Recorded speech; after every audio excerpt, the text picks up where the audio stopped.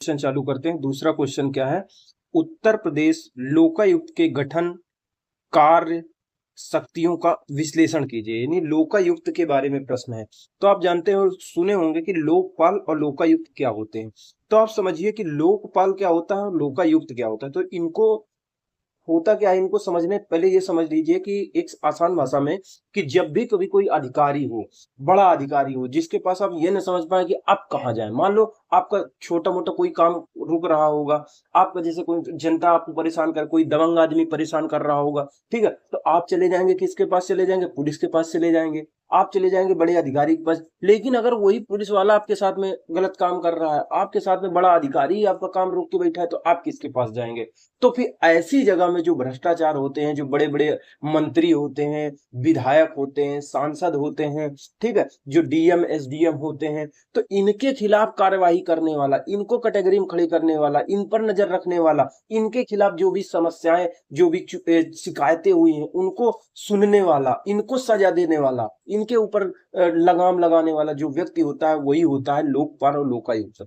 जो केंद्र के स्तर पर काम करता है, जो केंद्र सरकार के जो अधिकारी होते हैं, मंत्री होते हैं, जैसे कि वो लोकपाल होता है। और राज्य के स्तर पर कौन काम करता है, वो लोकायुक्त करता है। तो लोकपाल क्या करता है, जैसे सांसद होते हैं, बड़े बड़े केंद्र के मंत्री होते हैं, डीएम होता है जो केंद्र से संबंधित, यानी जो केंद्र के अधिकारी होंगे उनको लेखपाल देखेगा, और जो राज्य वाले होंगे उनको लोकायुक्त देखेगा। तो इस प्रकार से इसकी लड़ाई बहुत लंबी चली आई है, ऐसा नहीं कि एक दिन में हो गया है। 1800 कुछ ईस्वी में, 1809 में या कुछ में, सबसे पहला स्वीडन देश वो था जो जिसने एक अधिकारी अलग से नियुक्त कर दिया था। जो क्या कहते थे, जो अधिकारी होते थे, कोई कर्मचारी होता था, किसी के साथ कोई गलत व्यवहार करता था, किसी का कोई काम नहीं करता था, पक्षपात करता था, तो उसके खिलाफ एक विशेष अधिकारी नियुक्त कर दिया था जो काम होता था। अब इसी का धीरे धीरे धीरे धीरे ये जो भारतीय जो वर्जन आया है, भारत में इसको कहा गया है, इसको क्या कहा गया है, पहले इसको लोकपाल नहीं कहा जाता था, इसको ओम्बड्समैन कहा जाता था। तो भारतीय परिप्रेक्ष्य में उसमें परिवर्तन करके इसको लोकपाल कहा गया।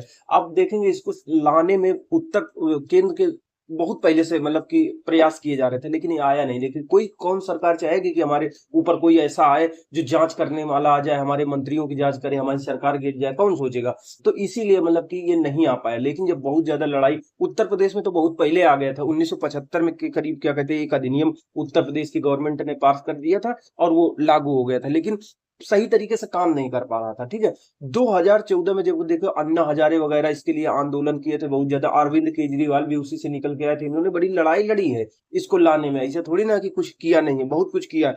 तो ये धीरे धीरे तो ये फिर आया था। तो इसको देखते हैं कि ये क्या क्या कर सकता है, क्या क्या। तो उसी के बारे में पूछ रहा है, उसी के बारे में क्या पूछ रहा है कि उत्तर प्रदेश लोकायुक्त के गठन, कार्य, शक्तियों का विश्लेषण कीजिए। गठन का मतलब होता है कि इसका गठन कैसे होता है, कितने मंत्री शामिल होते हैं, इसकी नियुक्ति कैसे की जाती है, तो वही, ठीक है, इसकी योग्यता क्या होती है, ये होता है गठन। कार्य का मतलब होता है ये कौन कौन से काम करता है, किन किन अधिकारियों के विरुद्ध जो शिकायत है उनकी जांच कर सकता है, इसके पावर्स क्या क्या होते हैं, और इसमें सुधार क्या क्या किया जाता है। विश्लेषण का मतलब होता है पूरा विश्लेषण करना होता है, कि आप परिभाषा भी लिखेंगे, उसके गठन, शक्तियां, शक्तियों के बारे में बताए। विश्लेषण का मतलब होता है आप संभावनाएं भी बतानी है, उपाय भी बताने हैं, सारी चीज बतानी है।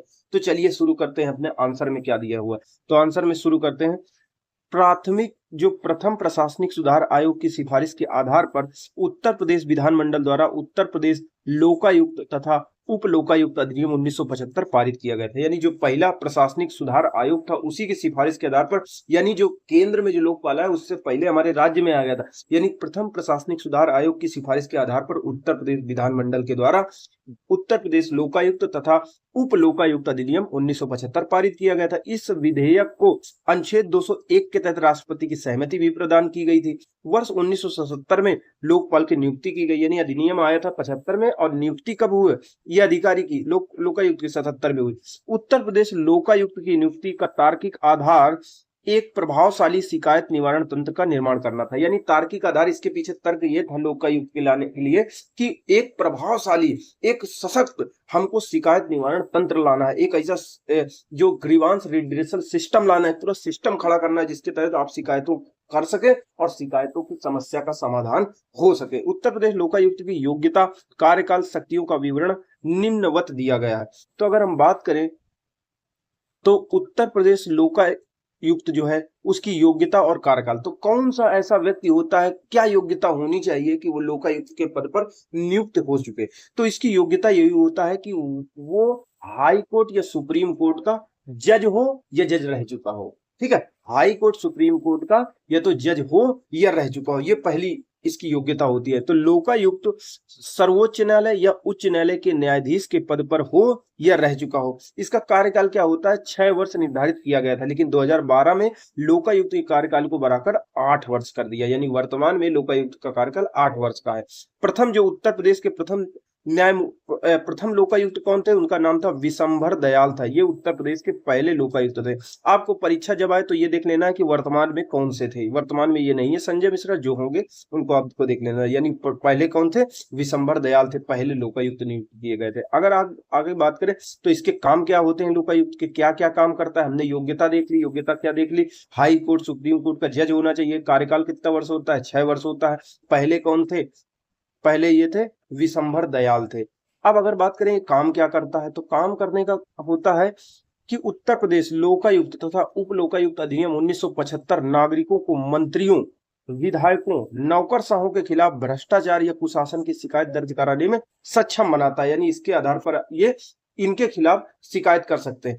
जो उच्च लेवल करप्शन होता है, बहुत ही हाई लेवल करप्शन होता है, उसके खिलाफ ये जांच करते हैं। जांच के बाद कार्यवाही करते हैं। राज्य सरकार को कार्यवाही करने के बाद में राज्य सरकार को संस्तुति देते, रिकमेंडेशन होते हैं कि देखिए ये जांच पाई गई है, अब इसके खिलाफ आप कार्रवाई करिए। यानी कार्रवाई स्वयं नहीं करता है, ये जांच करता है और जांच करने के बाद राज्य सरकार को सौंप देता है। कुशासन के खिलाफ कार्रवाई करता है, कहीं कोई भ्रष्टाचार हुआ है, शासन सही तरीके से, गुड गवर्नेंस के लिए बैकग्राउंड आधार तैयार करता है, बैकग्राउंड तैयार करता है। यानी अच्छा शासन तो तभी आएगा ना जब बड़े बड़े अधिकारी अच्छे तरीके से काम करेंगे, वही गलत तरीके से काम करेंगे तो नीचे भी पूरा ध्वस्त कर देंगे। प्रत्येक क्षेत्र में पारदर्शिता लाने के लिए काम करता है कि हर क्षेत्र में पारदर्शिता आ जाए। पारदर्शी एवं जिम्मेदार प्रशासन के लिए आधार तैयार करता है। लोगों में भ्रष्टाचार के प्रति जागरूकता लाने के लिए काम करता है। लोक प्रशासन में राजनीतिक हस्तक्षेप को न्यूनतम करता है। भ्रष्टाचारियों के खिलाफ कठोर दंड देने की स्थिति बनाने का काम करता है।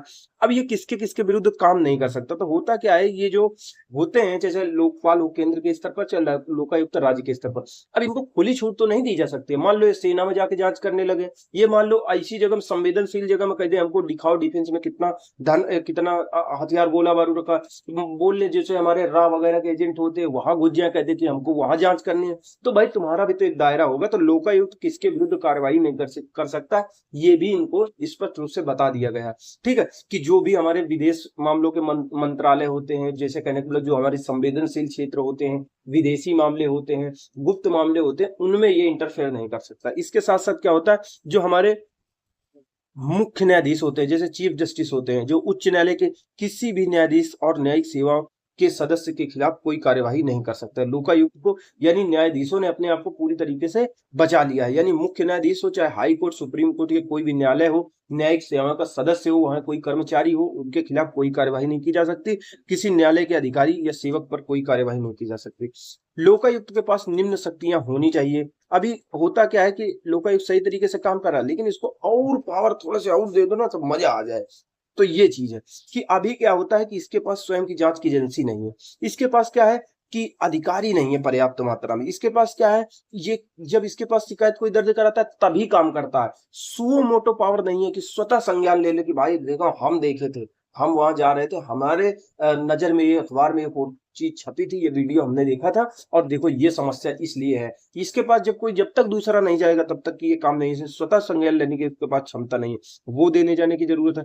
अभी क्या है, उत्तर प्रदेश का जो लोकायुक्त, कई ऐसे राज्य हैं जहां पर कि जो जैसे लोकायुक्त है तो लोकायुक्त का एक न्यायालय भी स्थापित कर दिया गया है कि जैसे अब इन्होंने जांच कर दी, अब न्यायालय को सौंप दिया, अब न्यायालय न्याय ही नहीं दे रहा है, तो ऐसा नहीं होना चाहिए ना। एक स्पेशल कोर्ट होना चाहिए, तुरंत मामला निपटाए खटाक से। तो वही मध्य प्रदेश और कर्नाटक ने तो दे दिया, लेकिन इनके पास ये क्षमता नहीं है। तो क्या क्या पावर्स होना चाहिए लोकायुक्त के पास में, क्या क्या होना चाहिए। सबसे पहले अगर बात करें तो इनके पास क्या होना चाहिए, एक जांच एजेंसी होना चाहिए। इनके पास क्या होना चाहिए, अधिकारी होना चाहिए, इनके पास पर्याप्त मात्रा में अधिकारी होने चाहिए, वो नहीं है। इनको खुद संज्ञान लेने की क्षमता होनी चाहिए कि स्वयं कोई चीज जाने देखे तो उसके खिलाफ कार्यवाही कर सके। इनके खिलाफ इनके पास स्पेशल कोर्ट नहीं है, वो होनी चाहिए। ठीक है, तो ये सारी चीजें होनी चाहिए। तो चलिए देखते हैं। जांच एजेंसी, लोकायुक्त के पास अपनी जांच एजेंसी नहीं है, सिर्फ वह दस्तावेजों के आधार पर ही जांच करता है। लोकायुक्त के पास केवल 3 डिप्टी एसपी रैंक के अधिकारी ही होते हैं जो भ्रष्टाचार की समस्याओं की जांच करने के लिए न काफी है, यानी अधिकारी इनके पास अधिक होने चाहिए। सुमोटो पावर यानी खुद संज्ञान लेने की क्षमता नहीं है। अभी तक उत्तर प्रदेश लोकायुक्त सिर्फ शिकायतकर्ता की एफिडेविट पर ही जांच करता है। इसके पास स्वतः संज्ञान लेने की क्षमता होनी चाहिए। इसके पास स्पेशल कोर्ट नहीं है जिससे किसी मामले की त्वरित सुनवाई हो सके, जैसे कि मध्य प्रदेश और कर्नाटक के पास है। उत्तर प्रदेश की अगर बात की जाए, लोकायुक्त के पद पर देय भत्ता और पेंशन क्या होता है, कितना भत्ता क्या पेंशन मिलता है, तो इसको जितना भी भत्ता और पेंशन मिलता है वो जो उच्च न्यायालय होता है ना, उच्च न्यायालय के मुख्य न्यायाधीश को देय भत्ते और पेंशन उनकी सेवा की अन्य शर्तों को ध्यान में रखा जाएगा। यानी लोकायुक्त को जो लोकपाल होगा उसको कैसे मिलेगा, जो सुप्रीम कोर्ट है उसको जितना वेतन भत्ता मिल रहा है, सुविधाएं भत्ता मिल रहा है, पेंशन मिल रहा है, वो दिया जाएगा। और जो राज्य के स्तर पर लोकायुक्त है वो हाई कोर्ट का जो मुख्य न्यायाधीश होगा उसको दे भत्ते पेंशन उनकी सेवा की अन्य शर्तों को ध्यान में रखकर उसी के अनुसार दिया जाएगा। जो उप लोकायुक्त एक लोकायुक्त होता है, उप लोकायुक्त होता है, तो उप लोकायुक्त को जो उच्च न्यायालय के जो अन्य न्यायाधीश होते हैं उनके हिसाब से जो देय भत्ता होगा, उनकी सेवा की अन्य शर्तें होंगी, वो ध्यान में रखा जाएगा। अब इसको हटा कैसे सकते भाई, किसी को अगर अन्य हटा भी नहीं सकते तो वो भी समस्या है ना, इसको ऊपर भी कोई नियंत्रण होना चाहिए। तो उत्तर प्रदेश लोकायुक्त को हटाया जाना, कैसे हटाया जाता है, संविधान के अनुच्छेद 311 के उपबंधों के अधीन रहते हुए, यानी 311 के उपबंध के अधीन रखते हुए लोकायुक्त अथवा उप लोकायुक्त को कदाचार और असमर्थता के आधार पर, ना कि किसी अन्य के आधार पर राज्यपाल द्वारा उसके पद से हटाया जा सकता है। 301 के आधार पर, 311 के आधार पर